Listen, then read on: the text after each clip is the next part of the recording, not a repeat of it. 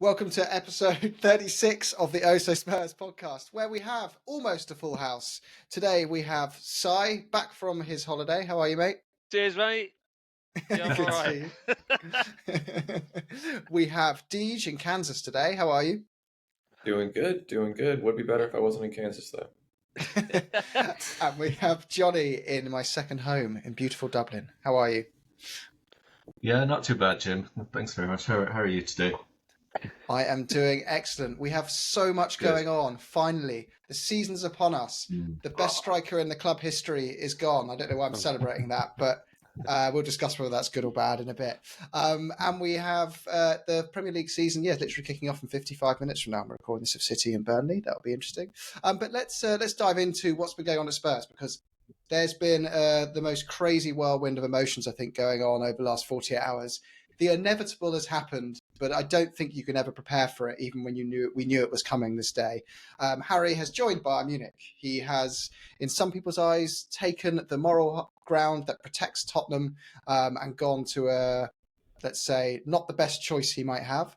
And to other people, he has been shrewd and done the right decision. But what do you guys think? Has Harry made the right call in going to Bayern Munich, or should he have waited out a season? God, so I will start with you. You've been away. Sorry, Teach. So I'm not entirely sure. So I think there's probably, this is multifaceted. I don't think it's just Harry making the decision. I think that there's lots of meltdown online about Levy this, Levy that, Harry this, Harry that. I think there's probably something in the middle that was somewhere along the lines of Postecoglu's had a conversation with Levy that has said it's no good for us to have this man hanging around and running his contract down for a year. So get him signed or get him sold. And then what Levy's had to do is say, okay, well, I've got to accept an offer then to force Kane's hand. Once that offer's been accepted, Kane has then got to make a decision. Do I stay and run my contract down and look a little bit Campbell-esque? Not quite Campbell-esque, obviously, but that sort of like, I'm going to run my contract down and play the game. Or I've said that I was going to go to Bayern if the money was right and the club's made a decent deal, so I'm going to do that. And I actually think that for once, not just for once, but because I think Levy is a good businessman, but I think the club has actually played a decent role here and said, listen, we've got the best deal that we can for the man with a year left on his contract. The numbers that are knocking around are like being bandied about. They're up and down, but it's north of £100 million, I think, with the add-ons. For a man who's 30 with a year left on his contract, he's got a 4-year deal with Bayern. And do you know what? He was going to have to move on at some point unless he signed a 4-year deal with us.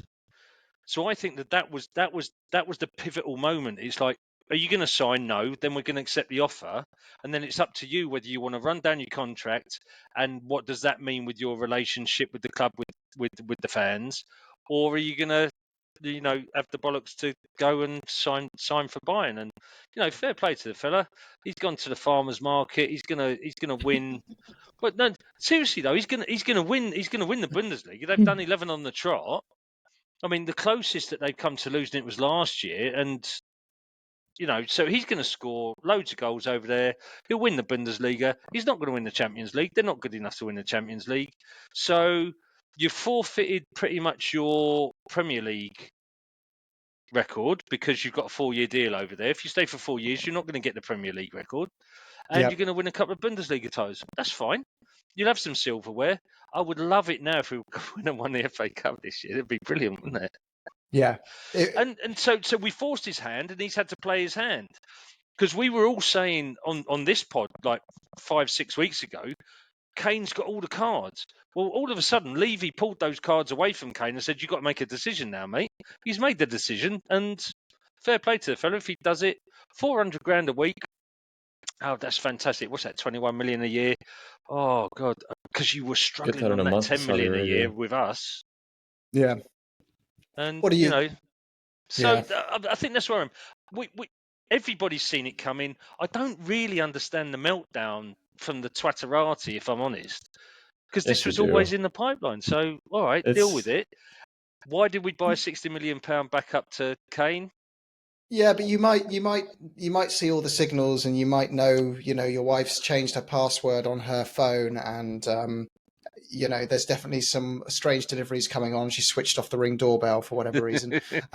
But still, when you catch her in bed with one of your friends, it's still a horrible shock. Listen, I'm not horrible, because he's the best striker that I've ever seen at Tottenham. I go back to the early 80s, and he's the best striker that I've ever seen at Tottenham. Probably the best player that I've seen at Tottenham. I'll put him above Gaza. Not Hoddle, though. Hoddle be my number one. Kane will be my number two, I think. And Yeah. I've loved every minute that he's had with us. But it's over. Move on. Okay. We'll carry on. And you know what? I think Postecoglu has probably got some good, decent forwards there. If Richarlison... My jury's still out on Richarlison. You guys know that. I've not been totally convinced by him. But he's the type of player that could really do a job for Postecoglu, I think. So, yeah, Well, it's the old expression, time will tell, I think. We'll see. We'll see. But Deej, I interrupted you earlier. What are your thoughts? It's all good. I honestly, I thought I'd be more upset than I am. I mean, it's just been in the cards for so long, and it was either this or leave on a free next year, because despite all of the coping we could have done, there was no chance he signs a new deal with us. Yeah. So I mean, this is the best outcome for the club, I think. I think that Richarlison will not get to the number of goals that Kane would, obviously, but Richarlison will do at least double the pressing that Kane would, and that is also very important to the system that we're trying to play. Front foot pressing football is hard to play if any of your front three aren't committed to the press. Look at PSG. That's why their whole system failed, because Neymar, Mbappe, Messi, none of those three do anything on the defensive side of the ball, which basically ruined any chance they had of winning anything besides Ligue 1. Good for them. So, I mean, Kane will be fine. He'll go score whatever in Germany, and shock surprise, Bayern will win the league. Who cares? He'll have that silverware that everyone's been asking for him to go. Got a chance of the league out there? I think I'd probably throw down a fiver on him. It'd be a punt, but gotta support Kane, I guess.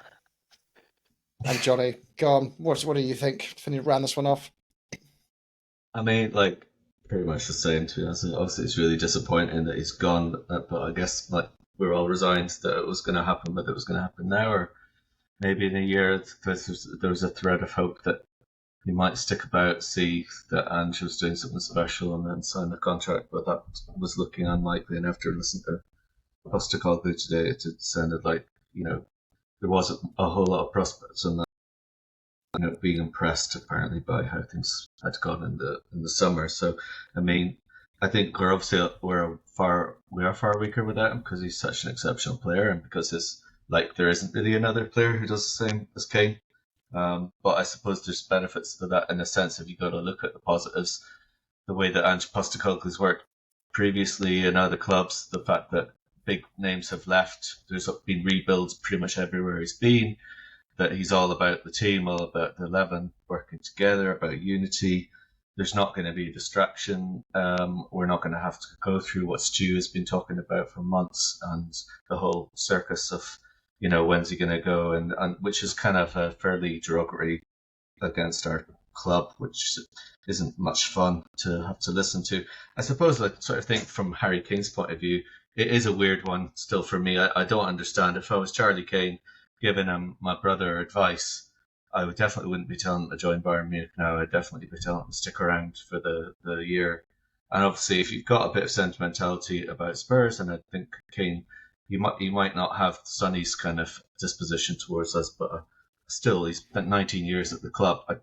I'd say there's a possibility he might come back at some point in the future. I do think that he does have feelings about Tottenham, but yeah, I mean, see if Ange is doing something amazing, maybe there would have been a sliver of hope of staying on, and if not, then you've literally got an insane payday in less than 12 months.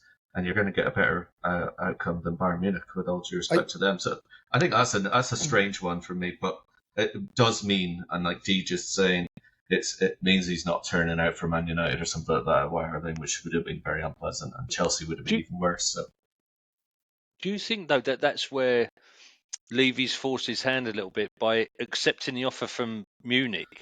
He's made it really difficult for Kane to not sign a contract and sit out the 12 months.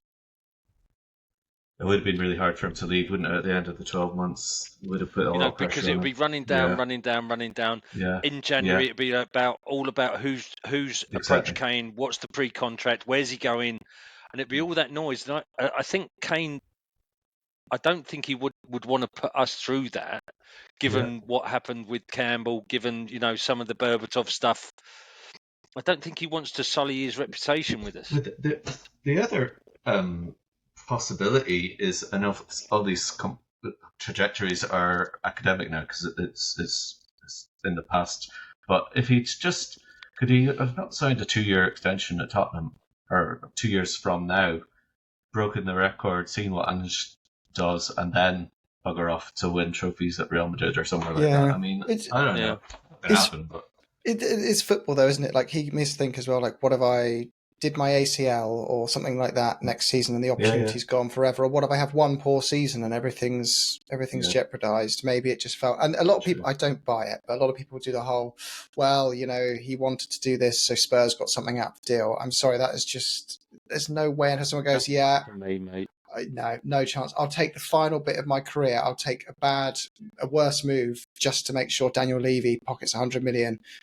After everything happened with the gentleman's agreement and everything, I just don't see that as at all. It just suits a certain narrative, doesn't it, when people say that? But you can't help but feel, if Charlie Kane wasn't Harry Kane's agent, I don't think he'd be we know he wouldn't be at Bayern Munich because he wouldn't have signed a 6-year deal. He'd be at Real Madrid already. He'd be at Man City. Yeah, he would actually. You're right. He'd have done a 4-year deal and joined Man City 3 years ago. Yeah, 100%. So just to keep it going on to the next topic. Now we've got the Kane money, and I just want to caveat this, and I hate that expression, but there's been an interview with Ange today, which is really interesting because a lot of people were saying, did he know this was coming, or is this just completely going to derail Ange's potential season before it's even started because he's taken his best player and sold him? Ange was very clear. This was always likely to happen. Kane was upfront about it at the start, that this is probably, he's probably still going to leave. So the club has been preparing accordingly. And you'd think as a result, that means that the club have gone, well, I'm obviously not going to go and buy a striker before selling Harry because it's just obvious we've signed his replacement and then your bargaining position is just destroyed in a negotiation. But that brings us to the question of, where's this money going to be reinvested? Because I think they will reinvest it. But what's the priority, and who would we like to see come in? Centre back. Yep, that's the one. And this is so. My Twitter, my WhatsApps, and everything from my pals has been about, who are you going to buy to replace Kane? And I said, well, you can't buy anybody to replace Kane. And it comes back to, I think, Jim, we were talking about this about 6 months ago, about should this happen, might it happen? And you can't buy somebody to replace 30 goals. What you've got to do is build something that replaces 30 goals, not one person. So you've got to, like Richarlison, stick him up there. With the attacking front foot football that we're going to have, he'll score half of Kane's goals, maybe. Yeah, I think so. That's a fair enough assumption. Maybe a bit more, but he'll score half. Maddison will get 10, 12, 15 goals maybe as well from midfield, I would have thought. Let's say 10 on the Conservative side. So there's 25 goals straight away. That's, Kane got 30, 25. Get a decent centre-half in. We ain't going to concede the same amount of goals we conceded last year as well. So that's a net positive as well. And then Sonny isn't going to have a shitty year like he did last year, playing with the injury all year. So he's going to come back and he'll score 15 goals. So actually, what we've done is we've replaced Kane's goals. So I don't think we go for another striker as such. I think we go for a really good quality number 6 in the midfield. We go for a decent quality centre half. Maybe you go for a left wing. Perisic, I'm not sure, but maybe you get someone who will trump Perisic. I don't think you can replace Kane. You've got to get 3 or 4 that get his goals for him. I'd really like to bring in Gift Orban as a love Gift Orban. I really want him. I just love the name for a striker as well. It's a great name. He's from the bits I've watched of him in European football last year. He was just, for most of the games he played, and he was one of, if not the best player on the pitch. And that's the kind of player you want to buy, especially if he's the age, the profile that he is. Yeah. If we don't, I mean, I get that we already have Valise, and Richarlison, but he can also, I mean, he can play. I don't think he's not like a natural anywhere on the front three, but he has played, I believe, out wide before. So he might. I've got a feeling though, you know what he's going to be. He's going to be that Leandro Damiano. Was that how you pronounce it? Remember that Brazilian striker we chased for about Damiao? Yeah, I think he could be that guy that we're just linked with every year and we desperately want, and he just fades away. But no, on a serious note, he does seem a really, really good fit. But John, Did you want to add anything else on that topic first? I think Sai hit most of the things that I would have said as well. I think that we need a solid 6. Maybe someone like, obviously not him because he's going to go for silly money to whoever doesn't get Caicedo, but Lavia would be great because we could let him develop a little bit, because I don't think he's necessarily a completely finished product yet, but we could let him develop behind Basuma for a few years before allowing him to make the 6th position his own for the foreseeable future. And then probably another center back. We're kind of in a weird position now with center back where I'm pretty sure we've bought our 2 starters. Romero's going to start on the right. Bendeven's going to start on the left. So how do you bring in a third quality center back that isn't going to be guaranteed minutes? When you can't, when you haven't got the games to rotate as well, you haven't got the European games to rotate.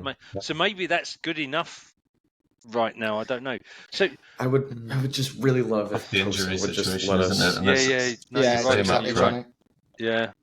I think it's the same with the situation with the forwards, and I think I agree with Deej. I think we do need centre forward.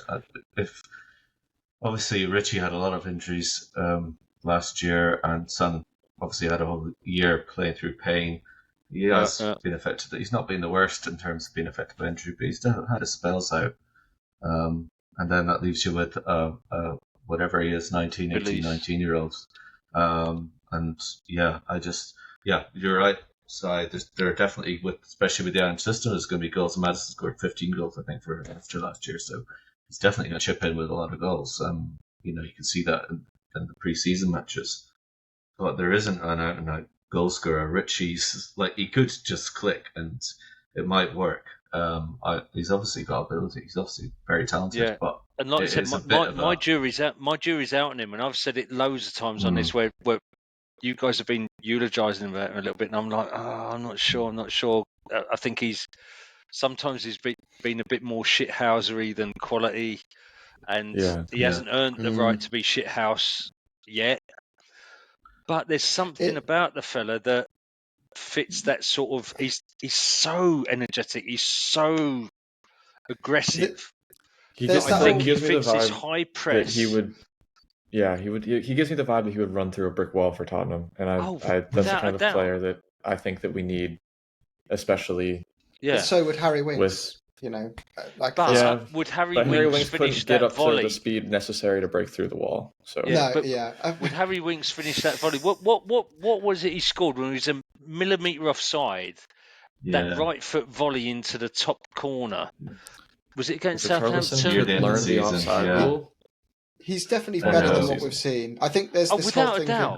There's this whole thing of at Everton, everyone he'd always be in their fancy Premier League teams, and he was this solid 15 goal a year player that was someone you could put in your midfield instead of up front. So he was invaluable. Yeah. And then we signed him, and he's now being portrayed as the player he was for us last season, rather than the player he's been the 7 previous seasons. He was injured as fuck last season. Exactly, yeah. He had an injury for the first couple of months, and then he went to the World Cup, and he absolutely ruptured that hamstring. You don't come back from that like that. I mean, he tore it to pieces, and he came back end of the season. He didn't have a run at it at all. No, he didn't. So I'm praying that this. We've been saying he's a number 9. He's your number 9, Richie. Yeah. Get at it. I mean, I think that a lot of concerns that a lot of people have going into the team or into the season is that we were so centralized with Kane in terms of scoring.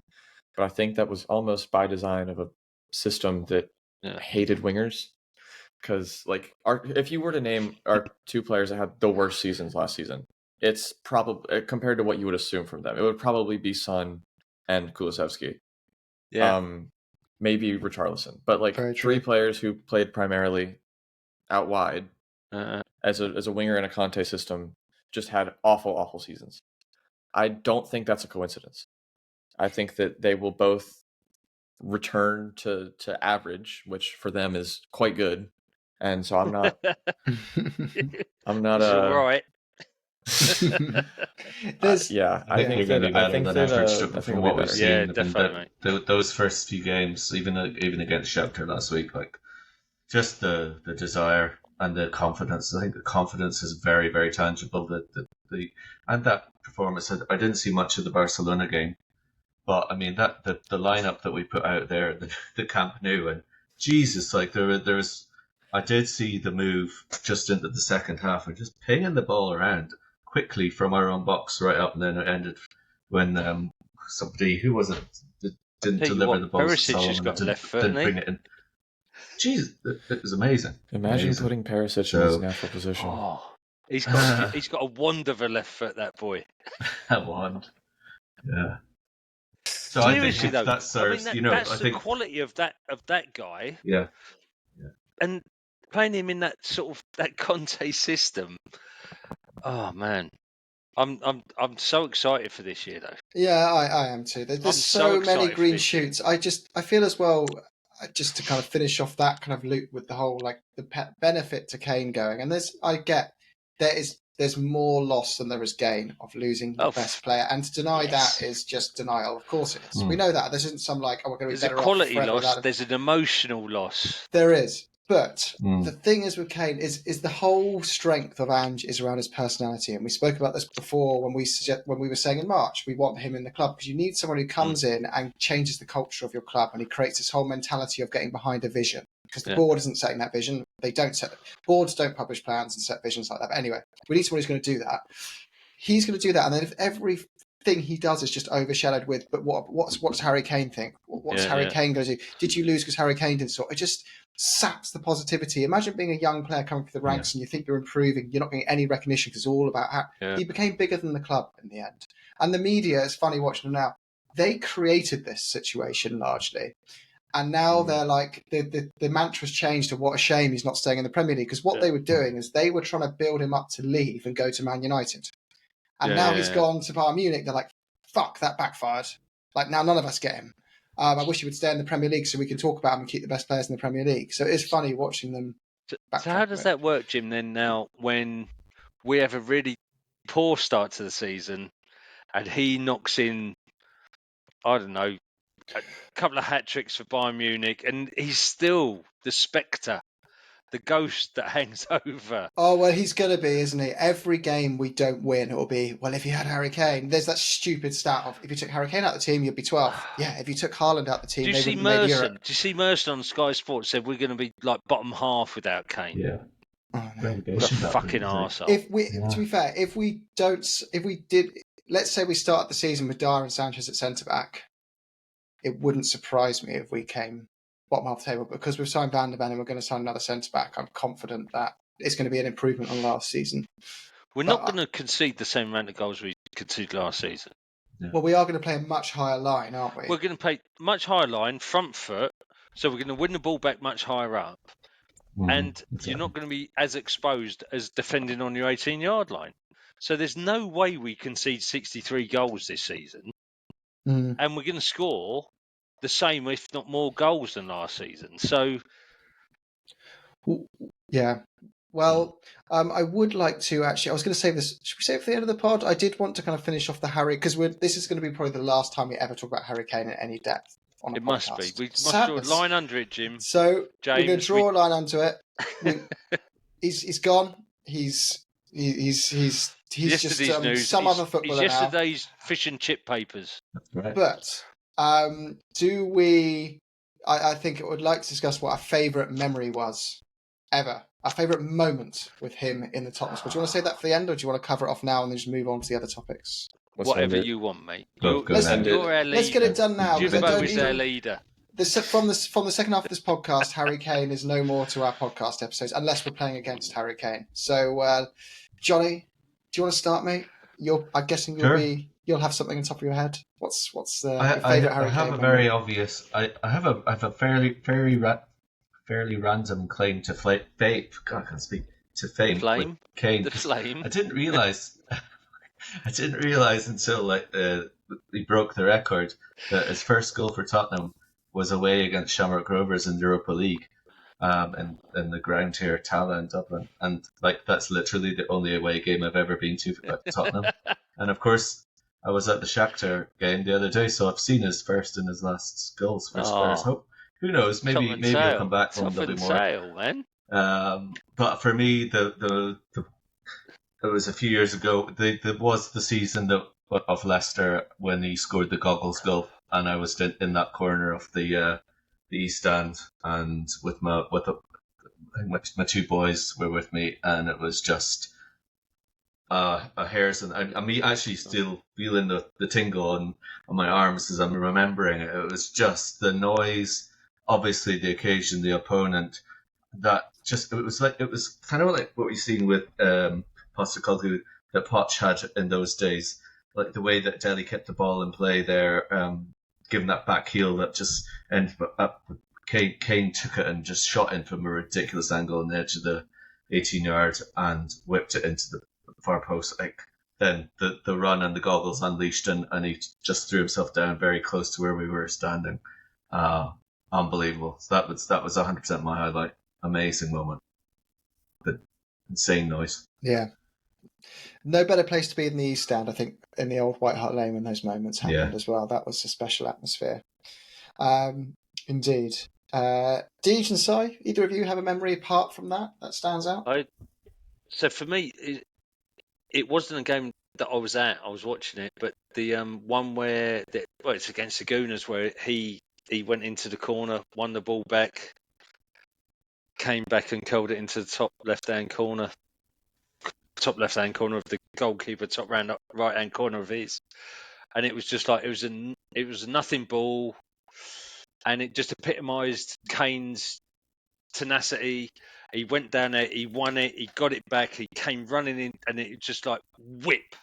It was he scored so many goals like that, but that seemed to be the one that was the furthest at the point of the area, and he just whipped it in, and it was just like bang. And it's like, fuck, how did that happen? Yeah. It was one of those ones. It was like, shit, I've seen that. And it's almost an Alan Partridge, like, shit, eat my goal. It was just wonderful, and it was just. Was that the one where we went sliding on his arse up to the? Yeah, it was. Yeah, just amazing. And I mean, I've been to lots of games as you guys have, and I've seen lots of his goals, and that's the one that stands out to me, just because I think I saw it so many times on the screen. It was unbelievable. It's the way he won it in the corner and then came back and bang, have some of that, you pricks. Yeah. I think he said with that right foot. Are we all going to say a derby game, aren't we? I'm guessing. But go on, Deej. No. No. I've got two, and neither of them are derby games. Both of mine are in a derby game. So go on, hit me. One of my first one is, I think the one that comes to mind immediately is actually not a goal of his, but his assist to Son against Leeds that I think broke the record for most goal assist combination by a pairing. The one where they're wearing the purple kits, and he's kind of by the right-hand touchline, and he just plays a Bang. ball curling, directly into Son's chest. Son takes it down easy as you like, and it was just like Jim I don't didn't know. like that one.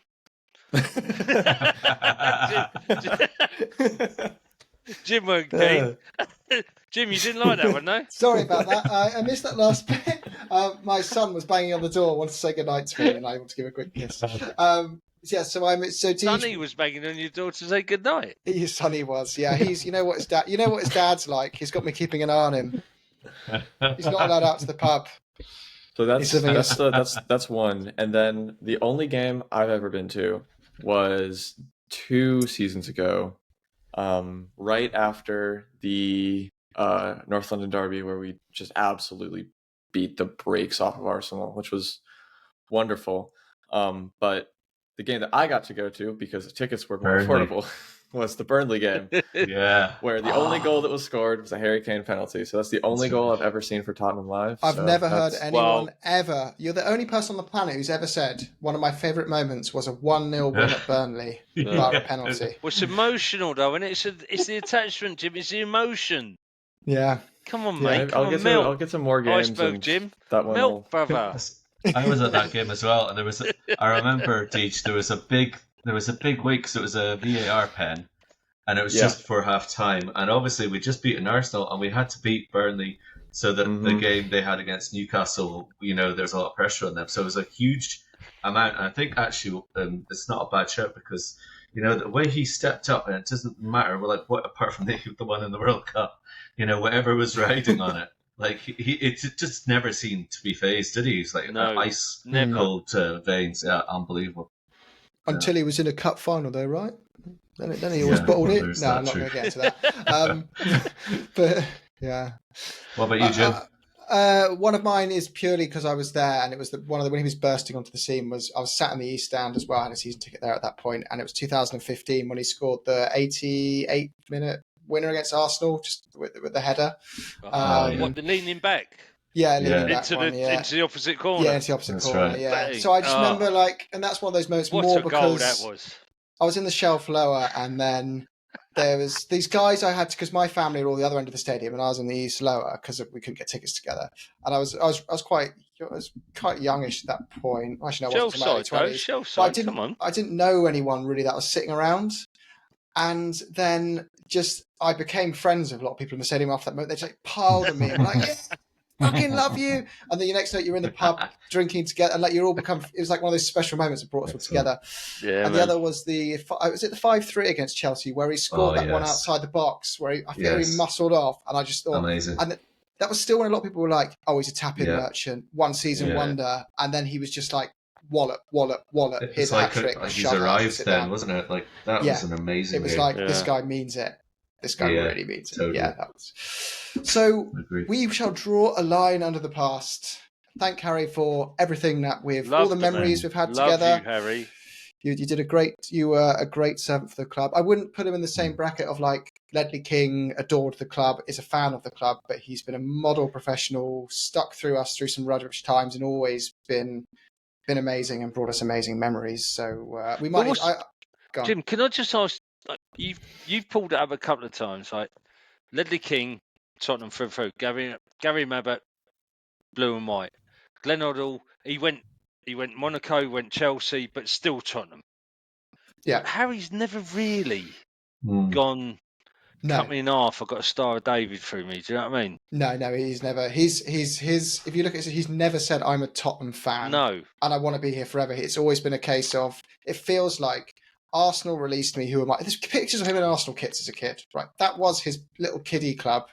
I'm not saying he was a massive. A lot of these footballers aren't big football supporters of clubs when they play at that level, but I think Arsenal was his club. They released him, at which point he was so hurt by that. He was like, "Oh my god! I've been released from my boyhood club." He's not a Hoddle, is he? He's not a Ledley. He's not a Mabbott. I don't think he's got that personality, though, does he?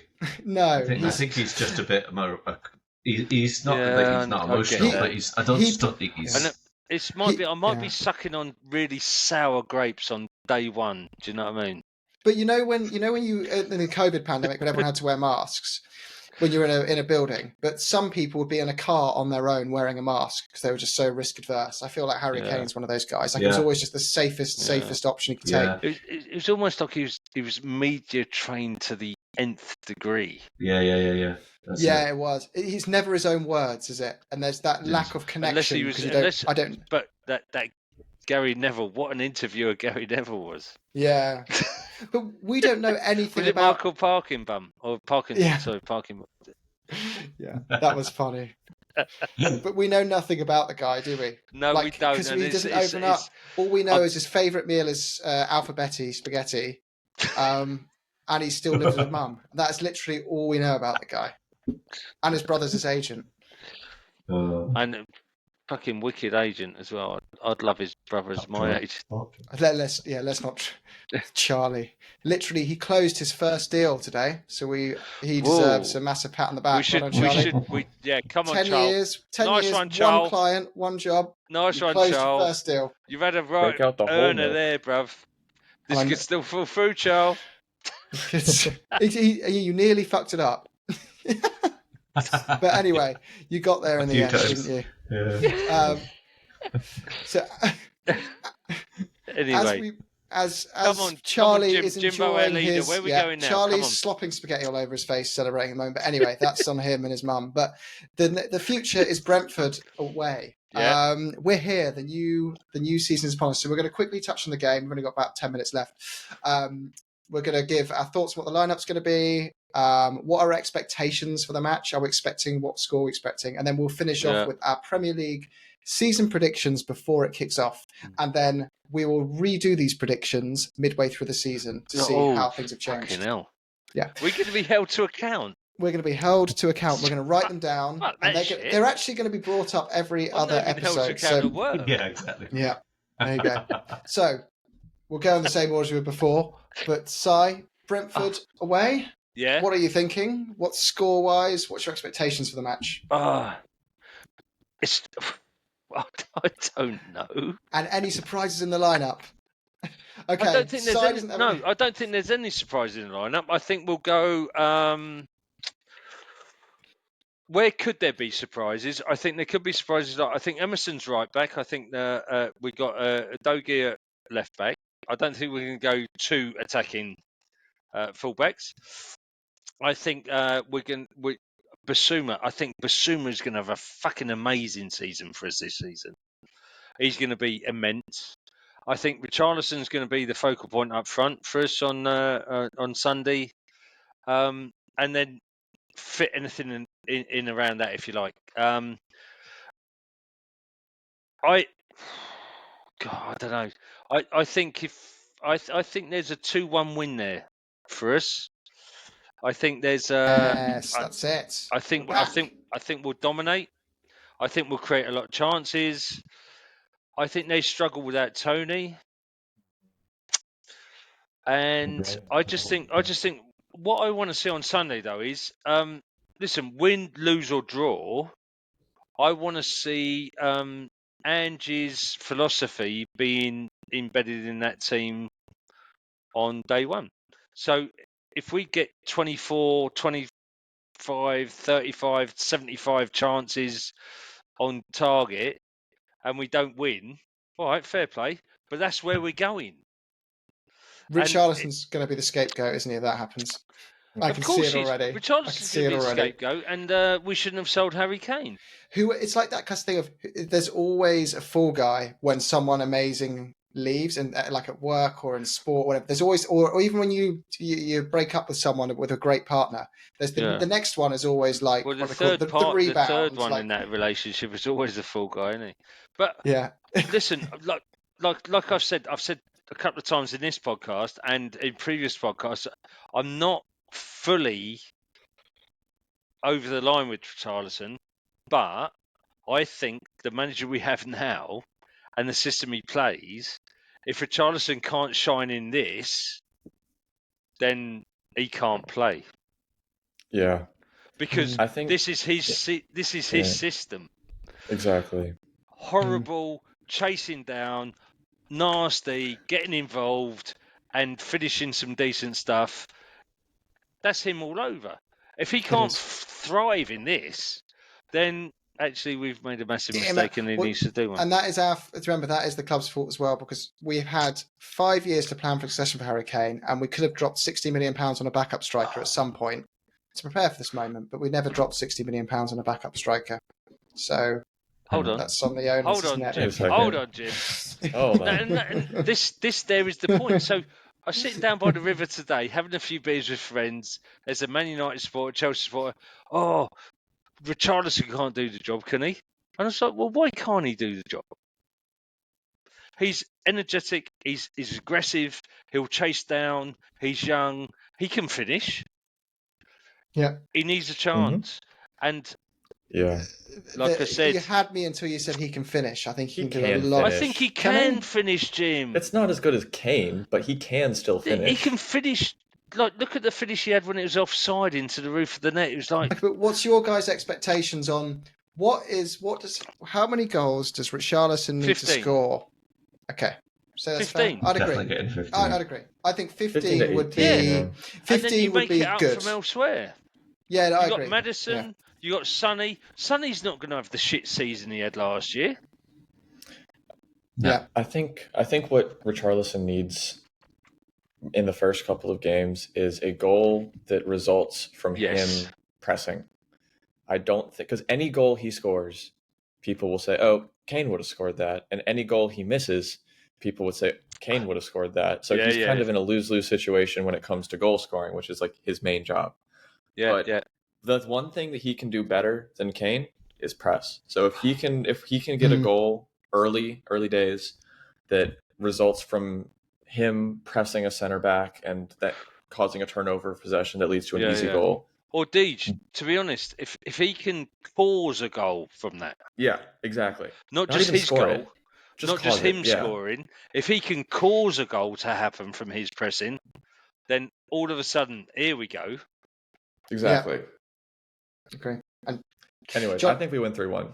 I don't think that I don't really. I mean, I don't know what Brentford are going to do without Tony, and I think Mbomo is also injured, so that's their two. I think best attacking talents out for at least against Frank's us. not bad though, is he? Frank's a good manager, isn't he? And what about you, Johnny? Cap it off. What do you think the score's going to be? Any surprises in the lineup for you? I don't think it's going to be interesting. Does he start Højbjerg? Does he go Basuma? I think Basuma, Sarr, Maddison. I'd quite like to see. Yeah. And I agree with the back line, and it'll be Richie, Sonny, and Kulu up front, almost certainly. Be nice to see Scarlett come off the bench maybe and get a cheeky third goal. I'm going to go 3-1 Tottenham. I do think there's going to be a lot of chances. Bold. I think I think it's a good time to get Brentford because I mean that's not an easy fixture to go away there, and I think actually we've got a lot to prove. And I think there'll be worse games than this one, so I'm quite confident. And to be fair, they didn't want us first game of the season either, did they? No. Yeah. What about you, Joe? What's your prediction? I'm super optimistic about the progress we're going to see this season, but I don't think we're going to turn them over and win comfortably. I think it's going to be a 2-2 draw. And I think it's going to be a case of we're going, wow, loads of green shoots, finally attacking football. We look like we can get goals across the pitch. But there is still a case of our new centre-back has got to bed into the team. We've still got the issue that our wing-backs, neither of them can offer any defensive capability at all to the back line. And we've got a goalkeeper who does look like he's young. He's a great prospect, but he's going to take some games to bed in. And then when you combine all of that with the fact that Ange, just going off history, Ange takes 5 or 6 games to get going, typically. And we still haven't completed our transfer window. So it's probably going to take him 7 or 8 games until we're starting to see it all bedded in. I think it's probably going to be a 2-2 draw for me. Is there a narrative here that that the keeper makes a fuck up and we didn't sign Raya? Oh, Absolutely. Of course. That's just inevitable. You know why that has Raya gone to Arsenal as a backup Backup dancer. Yeah. Shut up. Backup dancer. That is it's bizarre, isn't it? Because we offered, I think it was like 25 to 30 million, and they wanted 40, and we walked away. They've accepted a loan with an optional 30. That is a Daniel Levy dream deal. Oh, a loan, and I can choose to buy him at the end. That's Daniel Levy's dream. So Arsenal got Daniel Levy's dream offer because Daniel Levy walked away. So it's kind of the irony that they got a great deal. And then Daniel Levy will be hoisted by his own petard by the he'll be fizzing. Yeah, he'll be purple and yellow. But this Vicario guy does, like, the only thing with Rare is I think he's that bit older where he's in his prime, which is great. Premier League experience. Yeah, but it is what it is. Let's just cap this off finally with your expectations of where we're going to finish the season, and you will be held accountable. I want an exact position in the table. Exact position in the table. Fifth. D just going fifth. Finishing fifth. You're going fifth. Fifth. Yeah. He wants that Europa League anthem back in his life. Yeah. Si, where are you with it? Why should we go top six? But I'm going fifth as well then. I'm going fifth. Fuck them. Fuck them Newcastle. Fuck them. Fifth. Go on. And Johnny? I think it'll be between us. I think it'll be fifth or sixth. I think it's between. I think Liverpool or. I'm not convinced. Johnny just needs a number. I'm gonna say fifth as well. Now I'm biased here because I'm desperate to have it back in my life. So I want that Conference League back in my life. So I'm going to go for. I want the flute anthem back in my life. So I'm actually going to go for seventh this year. You're going for seventh. I'm going to say. You don't deserve to lead this. I need to explain myself. To lead this Spurs. I need to explain myself. Jim's not our leader anymore. Seventh now, but hear me out. I think the first 6 months are going to be such a transition. We'll be 10th to 12th at Christmas, is my feeling, but we will see a big uptick second half of the season. I think you're right. Get back to 7th, and the following season we will be in the top 4, and the third season will be in a title race, and the fourth season we will win the Premier League. That is my Miss World. I think and this is going to be clipped by someone when Ange is sacked in 4 months' time, and we've got Thomas Franklin. I just think we got the players.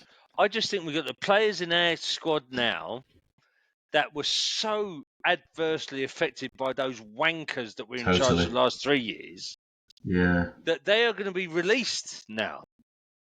I think we're going further than you think we are, Jim. I think we're going to fly. And I don't know. Maybe I've had too much to drink. I feel I've had too much sun. It's 32 degrees out here.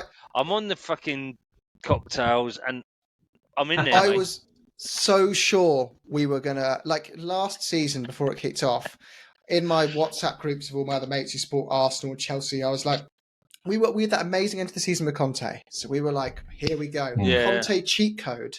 The automatisms have clicked. We're going to win the league, and Arsenal would come 8th or 6th or whatever it was. Fifth. I know, and mate. I was like, I said to everyone in all my groups, I will take £100 bet with any Arsenal or Chelsea fan that will finish above them this season. I lost 200 quid to a Man U fan out here, and then that happened. So I'm a bit. But I'm going to take another 200 quid out here. We'll finish above Man U this season. Yeah, we did finish above Chelsea, but Arsenal finished. Yeah, but Arsenal, they don't talk about Arsenal bottom the league is what you meant to say. They're bottom the league, and they're going to come 5th this year. So what date? 11th of the 8th, 2023. I'll mark this now. We will finish above Man United. Now, that is one thing I do want to say. I agree to your sentiment there that there is so much undeserved hype around them just because they had the money. Boom. What has Ten Hag done right now?